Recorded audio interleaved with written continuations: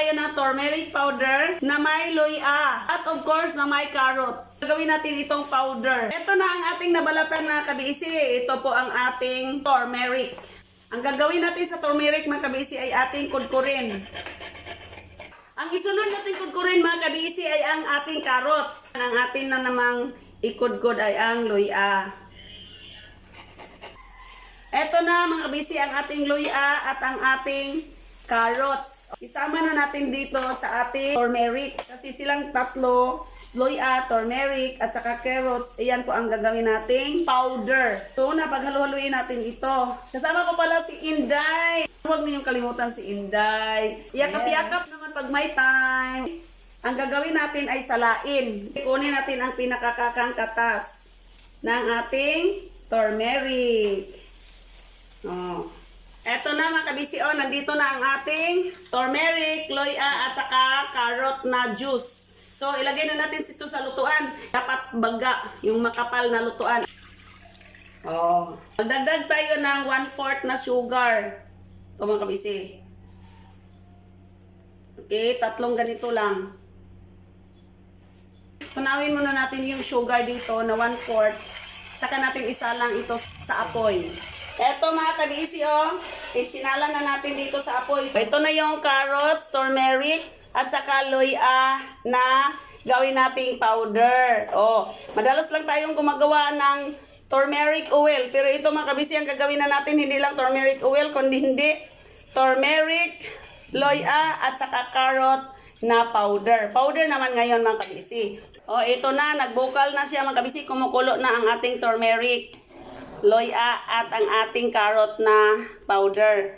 Pagka ganito na yung consistency niya mga kabiisi, dapat okay lang gika-permi makbisi pagka ganito na yung consistency ng ating ginawang powder na turmeric, luya at carrot. At dapat mga kabisi, pahinaan natin ang apoy, medium fire na lang. Okay, malapit na siya mga kabisi. Tingnan niyo yan. Pagka ganito na kalapot mga kabisi, ganito na, pahinaan na natin ang apoy talaga kay basid masunog siya mga kabisi ba.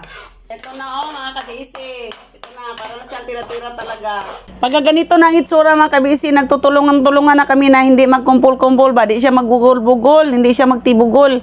Kaya, ayan mga kabisi, hindi pa naman natin pinapatay ang apoy. Patuloy pa rin ang mahinang apoy mga kabisi pagka ganito. Pero ganito na mga kabisi, pinatay ko na. Napatay na yan mga kabisi, wala na yung apoy.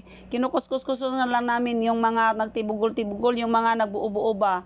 Kaya yan po mga kabisi ang ating nagawa na powder na turmeric, carrots at saka luya. Lipat na natin dito sa yahong mga kabisi. Pag gusto ninyong smooth at refine ang inyong mga nilutong powder na turmeric, luya at carrots mga kabisi, salain natin para mag-refine siya at finish na finish. Abog na abog niya niyan mga kabisi, kaya nagtakip ako ng aking bibig. Diba nakakaiba yung aking turmeric powder kasi mayroong luya at carrots, charorot. Ilipat natin dito sa ating paglagayan mga kabisi para magtotoo talaga ang inyong lola kagagawa ng powder na inoming mapakaganda sa anti-cancer.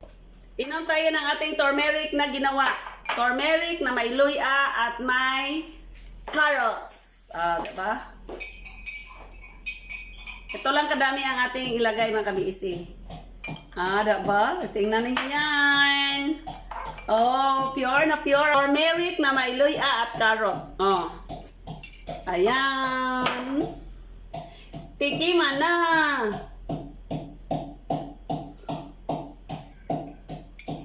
Alam niyo mga kabisi, di ba naglagay tayo ng sugar? Hindi naman pala talaga matamis. Ang pag nailagay na yan, kunti lang man yun kasi tatlong kutsara lang nilagay natin na sugar. Kaya hindi naman pala talaga siya matamis. Wala talaga. Ganito lang at kunti lang ang nilagay ko. Dapat dagdagan ko pala mga kabisi. Dagdagan ko ng isa pang ganito. So magiging isang kutsara na ito. Tingnan natin kung matamis-tamis na ba siya. Pure na talaga. Yellow na talaga siya mga kabisi. Napakasarap ito sa diabetes, high blood. No? Normal lang talaga ang sugar. Hindi tulad ng mga commercial na matamis talaga ang turmeric. Kaya mga kabisi, nahirapan kami sa pagluto kasi kunti lang ang sugar. Ang sugar kasi ang nagpapapowder nito mga kabisi. Yan.